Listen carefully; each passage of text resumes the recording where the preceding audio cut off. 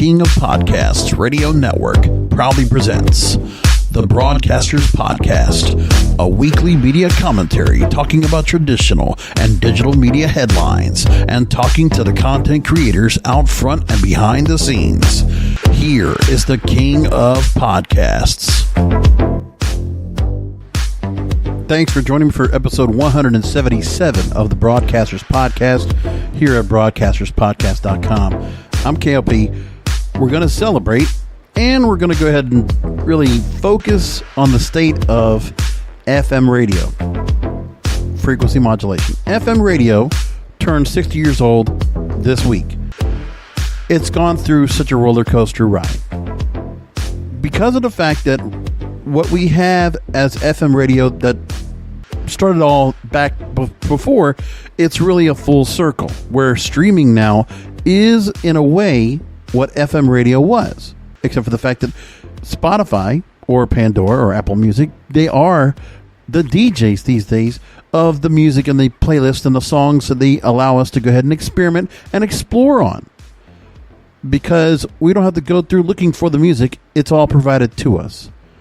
So the free form, really that truly experimental, exploratory era of FM radio in the mid-60s, well, we're not getting that now. It's a different time. But we're going to talk all about that here on the program because the state of radio is in such a flux, and I'm really afraid of what's going to happen to radio down the line. I don't know if it's going to be able to survive the way it is, because it's such a volatile space. It's been under a chokehold by the corporate types for decades now. Now, a few weeks ago, I talked about the 1996 Telecommunications Act, which created the radio issue that we have right now today. The conundrum, if you will. We're at this point, and now can we find a way? Can we look at where radio might have a chance to make a comeback?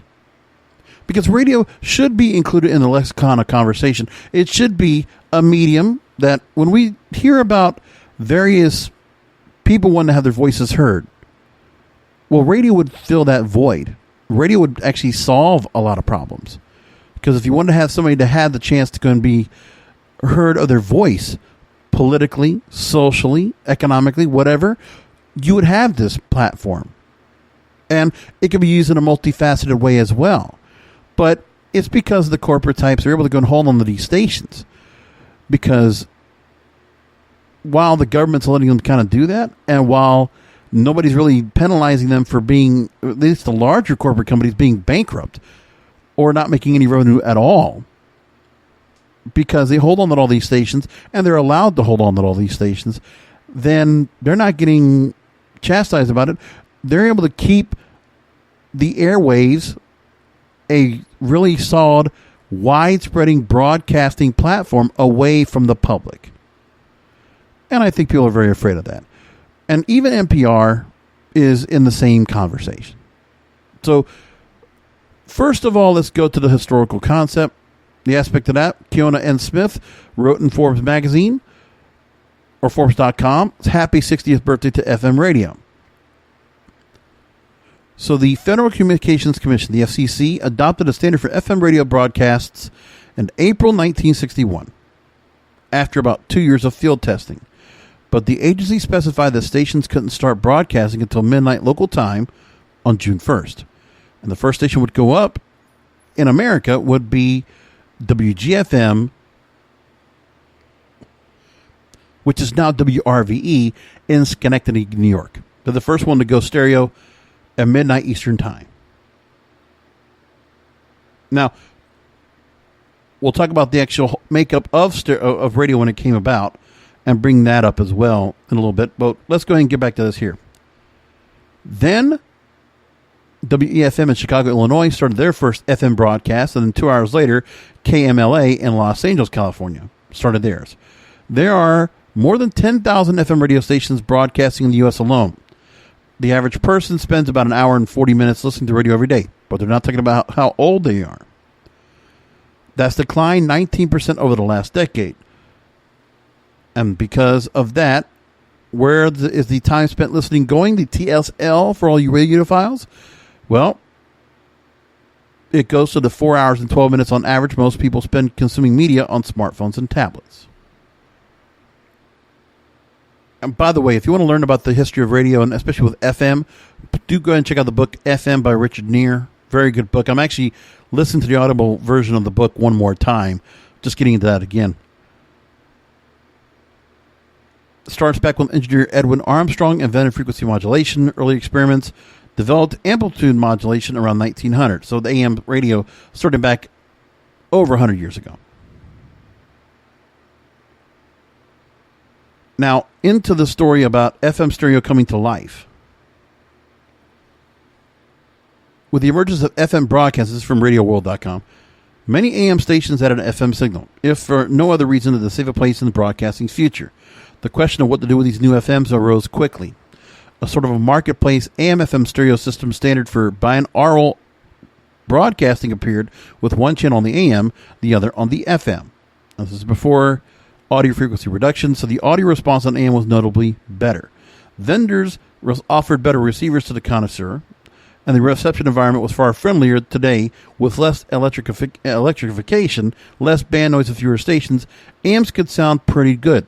All FMs were hi-fi mono, because the music at that time was not in stereo. Most of it was not in the mid-'60s. Not until the albums really got into play. But at that point, we were just playing with 45s and 33s that were in mono at that point. Now, one of the things that also made FM something that was going to be around for a long time was because television was allowed to go ahead and broadcast your audio in FM stereo. So 60 years later, we had great radio stations. If you listen to the book FM and you hear about, or read the book FM, and you hear about all the stations like KPPX or WNEW or WORFM, based in New York and San Francisco respectively, and what they were able to do to break away from the cycle of what was still very good AM radio in terms of top 40 or adult album-oriented rock, was not even around yet. You had middle-of-the-road music, which is kind of an offshoot of what adult contemporary was, and now it's no longer. And that's what we had. Radio was such a different thing, a different beast at that time. And what was also interesting at that time was we didn't have a whole lot of segmented, genre-laden stations. You had stations that were specifically of a certain format, but the genres were not so diverse as they are now. Because soul music, anything rhythm and blues was on a rhythm and blues station or a black station. Weren't so many Spanish stations here because we didn't have so many immigrants coming into the country by the mid-1950s at that point. Not so much yet.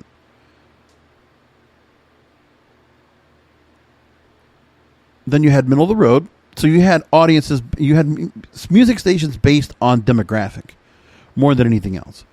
So top 40 would be on a number of stations, which is sometimes the way it is today for contemporary hit radio, but it's just not as good. And the fact that we don't need all these stations, because what's happening is in music radio, there are so many spots on the dial, and that some of the formats that are chosen now for radio are only by convenience alone. So a hit radio could be something that could be monetized, and people can buy advertising for it, but that's really the only reason certain music formats are there. And they're not even programmed that well. So sports radio does get a lot of advertising, a lot of billing. News radio, talk radio, same way. For music, it's different. I mean, it's also, you could have an FM talk station. You can have music stations that are different area formats, but the way they're programmed, they have to be so... You have to have familiarity with all the artists that are being played. So God forbid you play somebody that might not be so familiar because it might be a new song from a new artist, or it could be a new song that might not be familiar at all because we're waiting for... Radio is waiting for trust or a familiarity with an artist before they go and put it on. And it's not the fact of the radio programmers are doing that, which I'm going to take a story real quick that talks about that, where they think, oh, well, program directors and music directors still have clout. They still have autonomy. No, they don't. They haven't had that for over 20 years. Maybe some stations still have that, but it's very rare. Local radio might have it. And I mean local, I mean low power. But none of these large Class A, Class B stations with a large 50 to 100,000 watt scope, those are all corporate owned for the most part. And even, with NPR, same way goes. So to look at what's going on now, the pandemic definitely caused an effect to radio because part of the thing that radio does have is a convenience factor because you can listen to it in your car. But how many people are really listening to FM or AM radio in their cars when, I know for myself, I go right to the Bluetooth. I don't even set it up to anything else. Part of the thing is that even with all the technology that can be out there, compression, things like that, radio, for whatever reason, doesn't sound well amplified in your car. Do you ever notice that?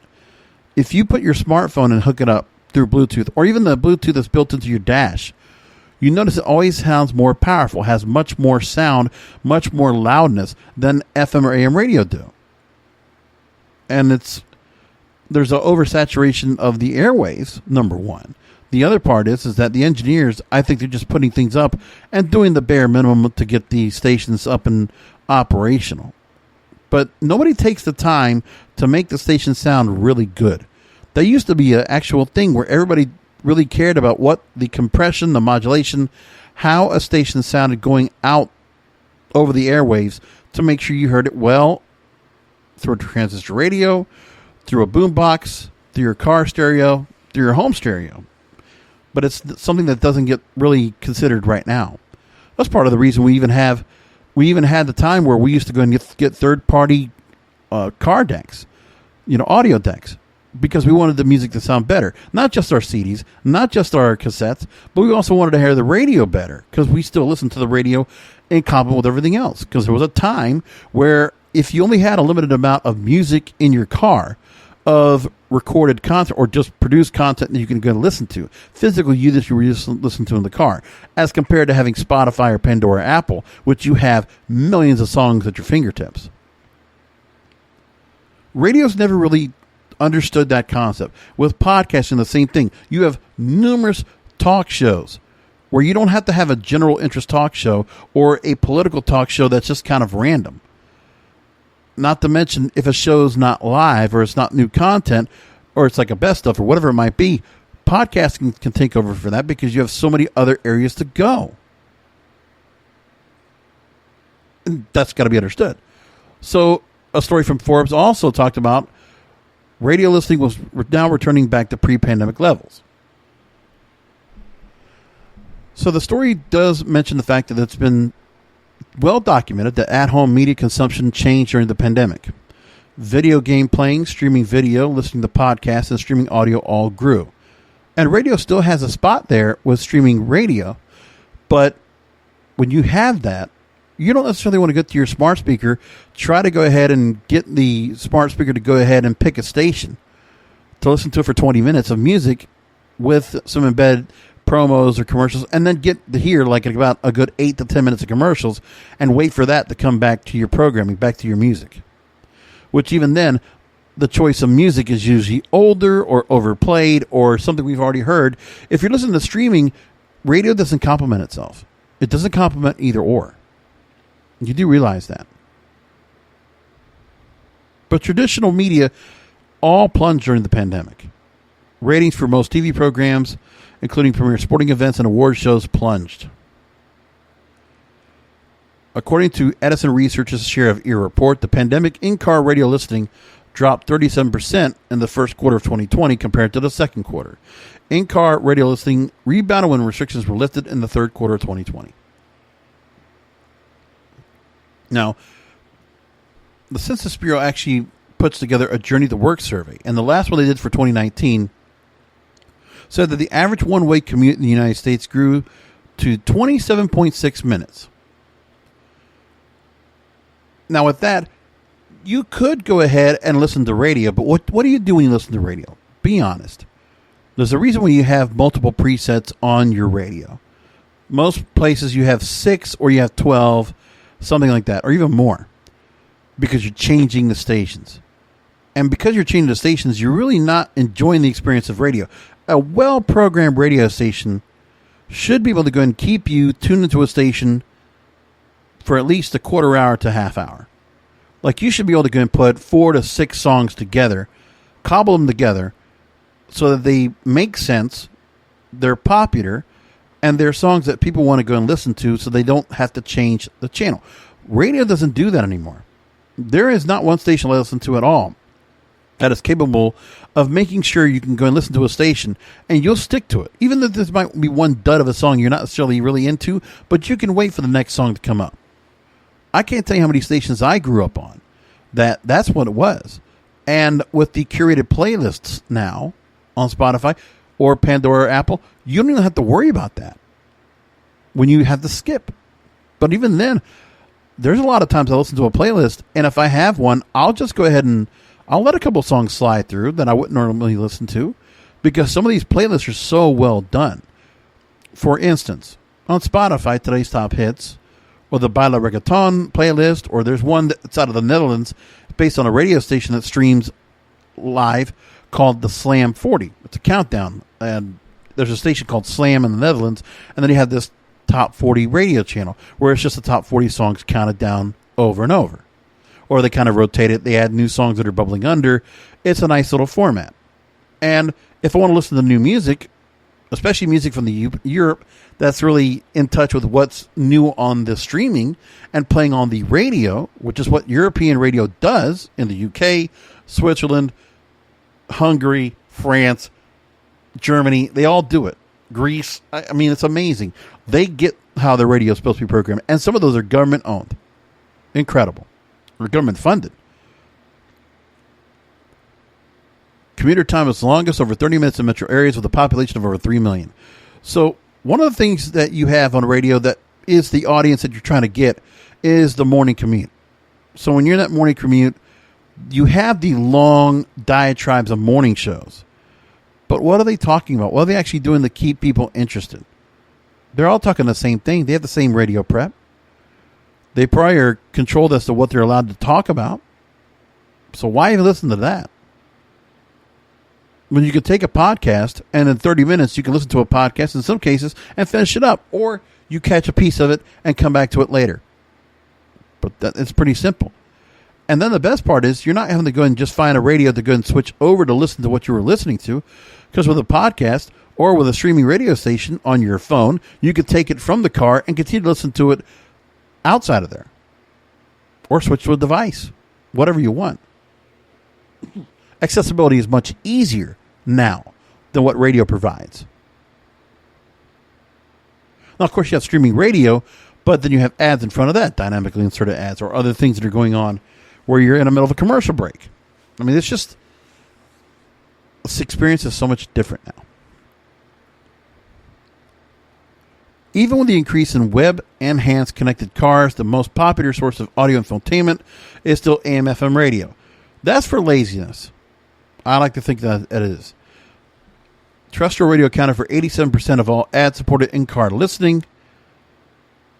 Sirius XM accounted for 6%, podcast 5%, Pandora 2%, so Spotify 1%. I don't believe that's true. I think more people are listening to other things besides radio in their cars.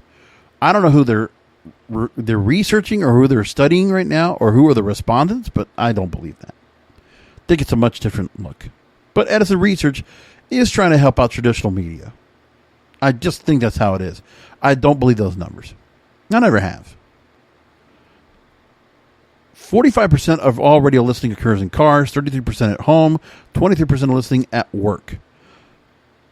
And roughly 40% of all radio listening occurs either mornings from 6 a.m. to 10 a.m. in your market, or on the way home from work, 3 p.m. to 7 p.m. The most listened to time period is middays from 10 a.m. to 3 p.m., which accounts for 27% of all radio listening. And then there's also other companies and other studies that are out there to support that radio is doing so well, which I just don't believe. If this was the case, if these are what's going on, then why is revenue going down? And why are listener numbers going down? And why are more people adopting streaming devices to listen to audio? That's my whole problem, is there's no explanation for that. They're just saying it's very similar. But they're also putting the same numbers they did 5 years ago when streaming really just started picking up and taking off. According to a recent blog post from Cumulus Media, which is one of the major corporate radio companies, they say there's strong evidence the economy has been opening up. Car travel has been on the rise as employees are returning back. As a result, radio listening with traffic reports are reverting back to pre-pandemic levels. Well, there's nothing that really says anything there. They're just saying you're using a variety of sources, which is basically all cap. Sorry. Nielsen Audio in April 21, they said over the 48 largest markets of radio, or the portable people meter markets, which means you actually have a meter that's on you that's supposed to be able to go ahead and really to accept the airwaves, the music or the sounds that you're here picking up, so that it can be transmitted and it can be collected and calculated by these little beepers, basically. Nielsen Audio said the average weekly cum for AM FM radio listening was 98%. March 2020 levels. April 2021, quarter-hour listening of AM FM radio reached 95% in March 2020. Suzanne Grimes, who's Executive Vice President of Corporate Marketing at Cumulus Media and President of Westwood One, says, quote, audio is the soundtrack of the U.S. recovery, with AM FM radio leading the way for businesses to open and reestablish themselves. No. Radio is allowed to go ahead and claim these numbers and these stats with no real basis at all. Because the audience, if you talk to people, if you did a survey of people who really are listening to radio, you can't find them. You can't find them. It's not that many. It's not as many as most people once thought. If there was, there would be a different story. But you can't say that, because you can't talk about radio stations that are engaging or doing anything special. When you have, here in West Palm Beach where I'm at, which is market number 49, there's very little time where I see any kind of prize vans or, radio station mobiles where they're stopped somewhere as part of an event that wasn't already going to go and pull in an audience. Like, you don't see the live remotes where like, hey, we're at the new Wawa, we're at the new 7-Eleven, we're at the new CVS pharmacy. They don't do that anymore. And they're not drawing a crowd. As far as I know, most of the DJs that are out there, they're not getting any promotional appearances either, which used to be a big thing back in the day. They're not doing that either. You tell me when you've seen radio at a particular event that's been really just amazing and popular and huge. Sporting events. You might see radio at an event, but are they getting some kind of a big crowd there? No, not at all. You really ask yourself, the thing is that they can make these claims because people are inside their cars. And because they have the cars already embedded with radio in it, then they can just say whatever they want about who's listening. Because the meters aren't in the cars. Like, they're not getting information from these infotainment systems, are they? Because I'll tell you, if the infotainment systems could track the engagement, that could track what people are doing in their cars. Are they listening to streaming? Or listening to audio? Or listening to, how are they listening to their audio? Then you tell me if those numbers and all those stats are real.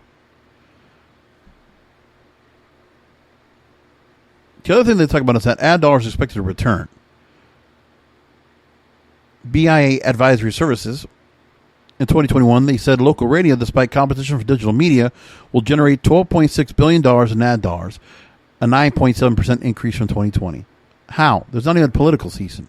They're not getting ads for campaigns. So where are they getting their money from? They're getting the same trough of advertising like podcasting does, like everybody else does, dynamically inserted. So the real money goes to the corporations. They're not trickled down to the local markets because there's very little local advertising out there that really makes a difference. And if there is some kind of a engagement to the audience, probably in the morning. Because how many times do you know, if anybody's listening in the afternoon drive or midday, the other thing that you can actually know for sure is that all these stations are voice tracked. And also, they're not even allowed to do their air shift live. Like, they actually have to record their stuff beforehand. They're not even allowed to go ahead and turn on a hot mic and say what they want to say. Or even if it is controlled and scripted as to what they're supposed to say, with very little time to even emote a little bit of personality themselves. But no, we're not going to talk about that. Well, let's talk about the economic side of radio, which is concerning. And this is where the state of radio really comes in. Because I continuously ask for an implosion. I hope these big corporate giants are going to unload these stations. They're going to have to do it at some point. Hopefully. Billboard writes, radio is on the mend for the takeaways as first quarter earnings for iHeart, Audacy, and Cumulus had come in. This is back in May that they talked about this, but we should talk about this here.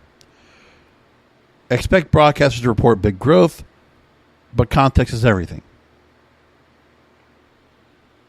So the stations are these radio companies are looking to recapture some of their losses. Reflecting the first quarter 2021 earnings reports issued by iHeartMedia, Audacy, Audacy, formerly Intercom, or previously known as CBS Radio, or Infinity Broadcasting, and Cumulus. They're the three largest radio corporations in America. For all the gains in digital radio and podcasts, the recovery of radio companies comes down to broadcast advertising. iHeartMedia's broadcast radio revenue, accounting for 50.7% of total revenue, was 47% greater than 2020's second quarter. We're not getting actual sales figures. We're just getting percentages of percentages. Like, listen to the gobbledygook they're saying here, okay? Audacy's local and national radio broadcast advertising was down 24.2% year over year, came in below Q3 2020 and Q4 2020. Cumulus broadcast radio revenue of $154.9 million, well, they give us a number, was 17.4% below quarter 1 2020. Investors had a mixed reactions to these earnings releases. But nevertheless, with the decline in revenue, their share price still was able to go up the following day. Cumulus would take 2 days after their earnings call for their stock price to go and rise. And Audacy was unchanged after their earnings call, but then fell 3 days later 10%. So they have projections. And the company earnings call for iHeartMedia, CEO and Chairman Bob Pittman said he expects to return to 2019 earnings before interest, taxes, depreciation, and amortization, EBITDA. Audacy's Chairman, CEO, and President David Field said there's no reason why we shouldn't get back to 2019 EBITDA levels in 2022. And Cumulus President and CEO Mary Berner said that it nearly already doubled the commitments for 2021 versus all of 2020. With broadcast sales in decline, radio companies like to make sure that people see they're making progress in the nascent podcasting business. Pittman wasted a little time before mentioning the podcast revenue went up 142% in the first quarter of 2021, which makes up 5.4% of their total revenue. At Audacy, they required 3 podcast companies in the first quarter, and their revenue accounted for 21% of digital revenue versus 10% 2 years ago. Cumulus improved this podcast revenue 35% year over year, but didn't break out in its revenue. Why are all these radio companies taking on podcasting? And why are they buying other podcasters? When I thought radio already has their own outlet of entertainment and for information. They have the talent, they have the resources, they have the equipment, they have the infrastructure. Why do they need to get podcasting outside of their hole? Does anybody ask that question? But we're supposed to think that, oh, well, radio's doing fine. But we're not talking anything about the fact that these are media companies acting as audio companies, and they're just going ahead and just buying up other content. They're trying to play what the streaming audio or the streaming media platforms are doing by acquiring content. But that's a failure on them because they're not able to go ahead and create their own content that's any good. First, because probably there's not enough good content to go onto the radio stations that they can repurpose, because they tried to do that first and it failed miserably. And now some of this talent has to actually do additional programming on top of what they've already done. So we're going to burn them out doing extra content, which is probably not even going to be that good compared to what they are preparing to do live. Just a thought. Radio companies also emphasize their work on original podcast content, a strategy also seen with podcast network acquisitions by Spotify and Amazon. Original content is better financially for the publisher. Audacy's Executive Vice President and Chief Financial Officer Richard Schmeling said that Pushkin Industries, which did not re-up with Audacy, left the hole in the podcast revenue for Audacy.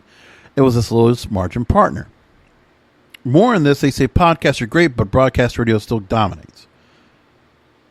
Broadcast radio is to the radio business what the CD was to the record business in 2011. While it brings in the majority of income, it's on a downward trajectory. Even though companies' earnings talking points are heavy with digital and podcast information, broadcast is critical. The company's executives believe improvements in local ad sales will help broadcast radio revenues in Q2 2021. Well, what are they doing on the programming side to help that? We don't hear anything to the shareholders in these earnings calls, as far as I know.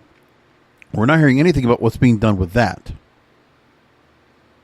And not too long ago, this same writer, Glenn Peoples, actually talking about radios on the road for recovery, but they needed more help from podcasts because of the fact they're not making enough money.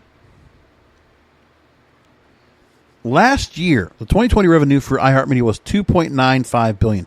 Remember, they're $6 billion in debt. And so how are they supposed to go and make their money back on paying off their debt? We'll talk about that in a minute. Now, at Cumulus Media, they never talked about how much it was, but they just said the revenue fell 26%. So let's quickly go into the revenue for each. iHeartMedia, as of 2020, and the 2020, $6.1 billion in total long-term debt, and liquidity is $893 million. Entercom, or Audacy now, $1.69 billion in long-term debt, $160 million in liquidity. Cumulus Media, $968 million long-term debt, $272 million liquidity. How are these companies allowed to function? How are they able to go and keep all the assets they have on board? Why is this allowed? Why is this continued to be allowed overall when they do not make the money to cover their costs, to cover their debt? How are they allowed to continue? They only talk about revenue. They never talk about programming. They never talk about talent. Not at all.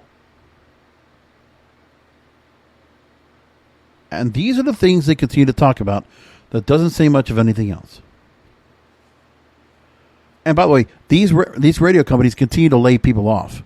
Because 2020, iHeartMedia had 3 rounds of layoffs and created a plan to save $250 million through cost-cutting and modernization initiatives.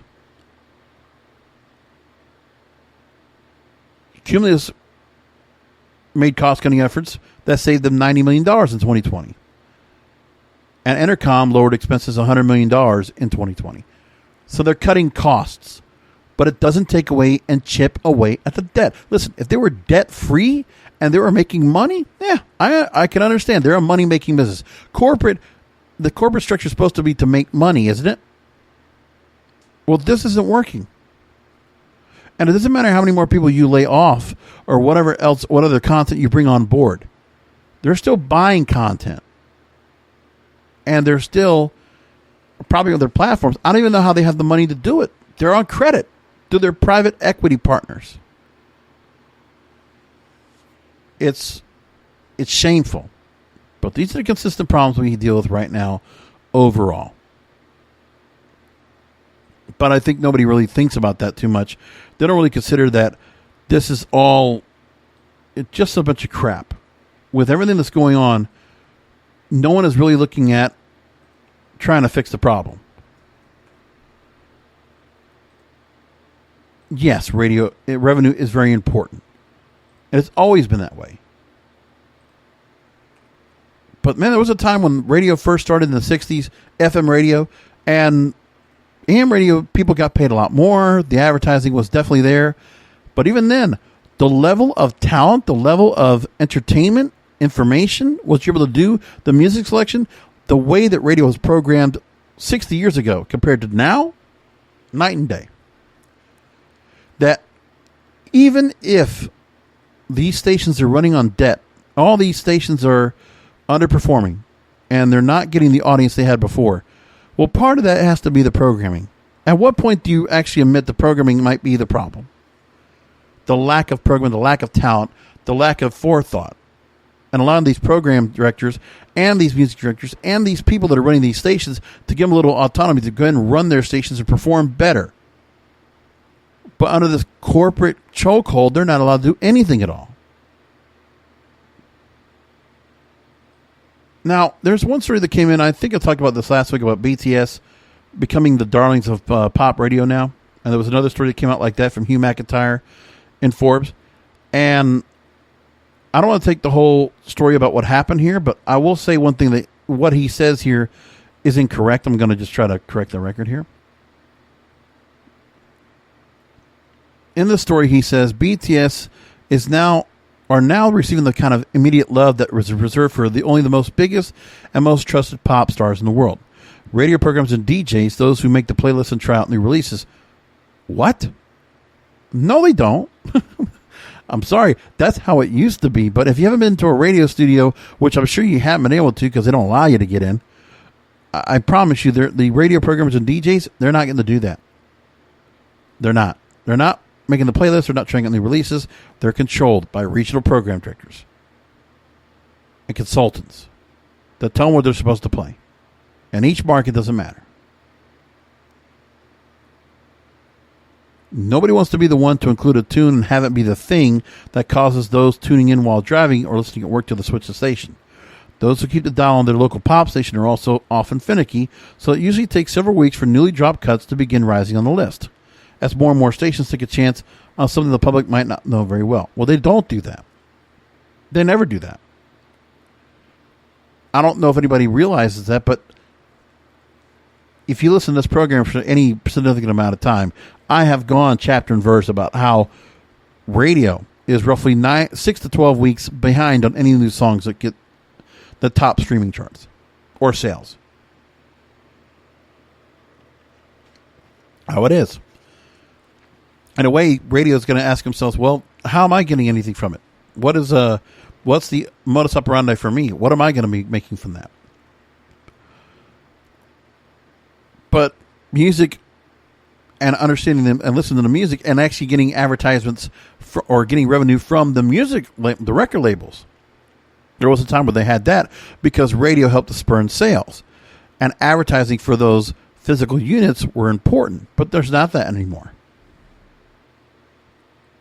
Now, there's a story from Seeking Alpha that I want to bring up here that talks about iHeartMedia and, the thought about the stock price on this, if it's any good or not. And in the story, they talk about how the company's moving beyond the traditional broadcast radio to new digital radio avenues. So they're not even going ahead and relying on revenue or advertising from radio to go make any difference. iHeartMedia still hasn't seen their broadcast radio platform return to pre-COVID levels. The digital audio group has seen revenue surge 70% in quarter one, and the company added $65 million in additional revenues from a business benefiting from a focus on digital audio avenues, including the hot podcast segment. So they're making money other places, but it's not enough. Because if they were just doing podcasting, then that infrastructure, the overhead would be so much lower if they didn't hold on to all these stations, all these transmitters, all this staff, and all these facilities. It would be much different. So for shareholders, they could say that, well, the company has stripped out some costs from the business, leading to higher profits in the future. Well, future. We don't know that yet. But everybody's feeling like that's what it is. Moving past debt is one of the biggest problems that the shareholders are seeing right now with iHeartMedia. They still have a large debt load. They ended the first quarter of 2020 with a net debt at $5.5 billion. The market cap only $3.2 billion. So you look at that again, they're still holding on to a lot of debt. Total debt, $6 billion. Net debt, $5.4 million. March 31st, 2021. $5.4 million. Ridiculous. They're not making money. They're not doing anything to get that at all somewhere. And by the way, iHeartMedia has an enterprise value of $8.7 billion. Spotify, $44 billion. So the valuation of iHeartMedia is a fifth of what Spotify is worth. As iHeartMedia builds out the business and reduces net debt levels, the market will likely reward the company with a much higher multiple. Spotify trades at nearly 4 times sales estimates, despite the company still not producing a profit. Okay, so we could take that argument. If Spotify has still been running without a profit, they have to figure that out. And there's got to be ways they can figure that out when it comes to advertising or their subscription rate. But again, they're in a subscription model. They're not worrying about ad revenue. Not so much, except for the freemium model. What's got to be considered more than anything else is that they have to understand there's going to be other competition coming in. They already have gotten the onslaught of streaming that has come in to obliterate their audience, regardless of what the Edison research says. Because I just don't want to, I just can't. I read it every time, and I really just say, where's Nielsen getting their information from? Or Edison Research. Where are they really getting it from? Because Nielsen now runs the ratings. It's not perfect, but it's just effective enough to let enough, or there's enough of a reputation and an integrity that behooves them to make advertisers go ahead and say, oh, you know what? This is what they're saying. Well, then we believe it. We'll just go ahead and put our money down on it. We talked about TikTok radio. And people have been talking about it. They had got a whole lot of talk.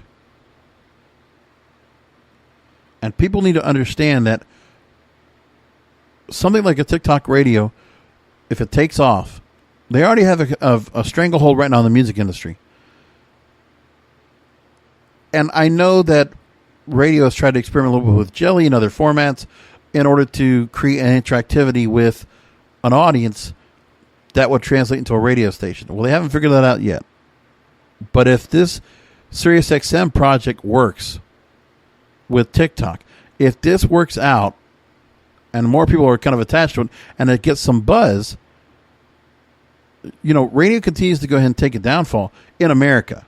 This is not indicative of the rest of the world, just in America.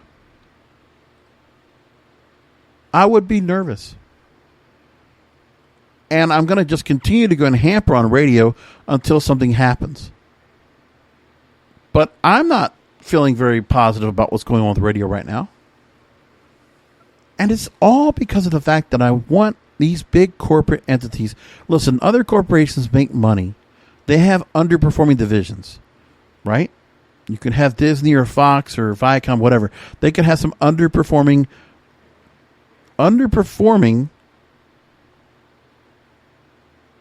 divisions of their company.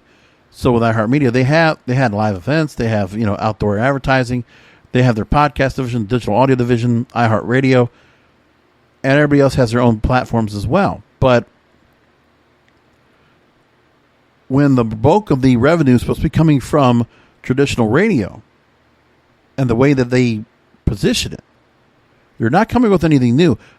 Their detriment is that they're relying on revenue of which they have to go ahead and then put on so much ad time to get the advertisements out there, which are not being sold at a high premium. They're sold cheap, which is why some people might go and advertise on radio in the first place. So it's done cheap.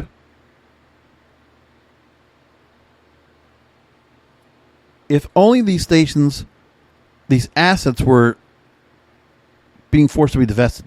So if the next time bankruptcy comes to any of these companies and they have to file the Chapter 11, that the Chapter 11 should force them to divest the assets. The radio stations should be unloaded. You should not be rewarded by having assets that you can't afford. If you can't afford it, you don't get to hold on to it. You could sell it off to pay off your debt. And that's the only reason you're allowed to even keep these assets, because of the fact that they know that all these stations that they own and operate, that if they went ahead and sold them, basically a fire sale, that would cover their debt. But they're not going to do that. Because then they would lose their control, their stranglehold on the radio market in general. The radio industry would be overhauled, changed overnight. Because then you would have stations that would probably be programmed much differently. People that would actually take the stations, sure, they want to make money off of it, but they're going to do it a different way. I really believe there's that kind of an implosion that has to happen someday. It just can't keep going like this. And I'll stay on it. I will not stop. I will not rest until I see radio make its recovery. And it gets back to where it can be a medium that everybody can go ahead and take advantage of. Last few minutes of the program, I want to go ahead and talk about television and another extinct beast of programming, which is network television. So they finished their season, the 2020-2021 television season. Tells you where we are right now in terms of the level of audience that is here and how much streaming media is now taken over. Because we already know 200 plus subscribers for Netflix, coming in about almost 100 million, I think, for Disney Plus, another 40-50 million for Amazon Prime and for HBO Max, among others. CBS, for the 13th straight year, has been the number one most watched network, averaging 6.28 million primetime viewers. And that is live plus 7 days on demand. That's pathetic. 6 million. If you looked at that, remember what they talked about the CD in 2011? If you went back 10 years, 2011, that number would be tripled. Easily. CBS has won 18 of the last 19 years. The one-time exception being when Fox had American Idol. And that show used to pull 26, 27 million viewers at one time.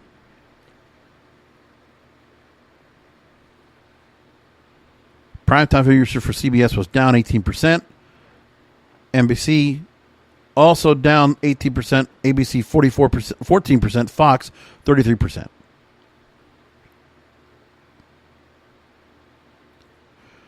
NCIS, which has been on since September 2003. Most popular scripted show, 12.5 million viewers per week. And has been most popular drama 11 of the last 12 years. NBC's three most popular scripted programs were the Chicago set dramas from Dick Wolf. For Fox, most popular was 911 and its spinoff 911 Lone Star. ABC's most popular show is Grey's Anatomy, which has also been on the air for almost 20 years. Your top 10, NCIS is number 1, Chicago Fire, Chicago Med 2 and 3, FBI 4, Two Nights of the Voice 5 and 6 respectively, 911 7, Chicago PD 8, 60 Minutes 9th, FBI Most Wanted 10th.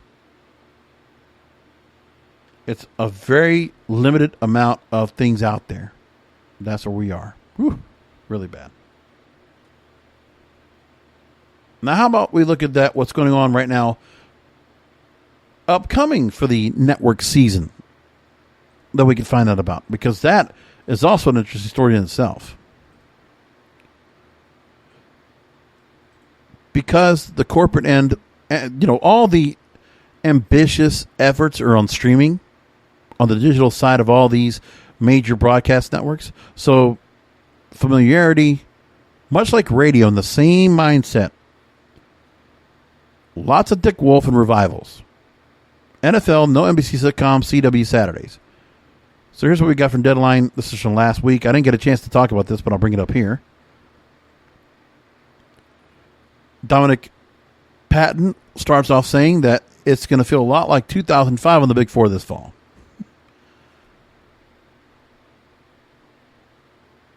CBS and NBC are hoping history repeats itself in 2021 with the latest iterations of the franchises, NCIS, CSI, and Law & Order, all having certain types of shows coming back or launching.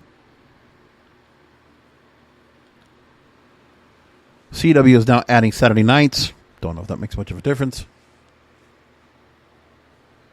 There are new shows coming up this season. ABC has a girl band drama called Queens. CW has Legends of the Hidden Temple and Killer Camp. Fox has a new musical competition show called Alter Ego because they're basically working off The Masked Singer. NBC has a new show called La Brea. CBS has a new show called Ghosts. And NBC has no sitcoms on their schedule right now.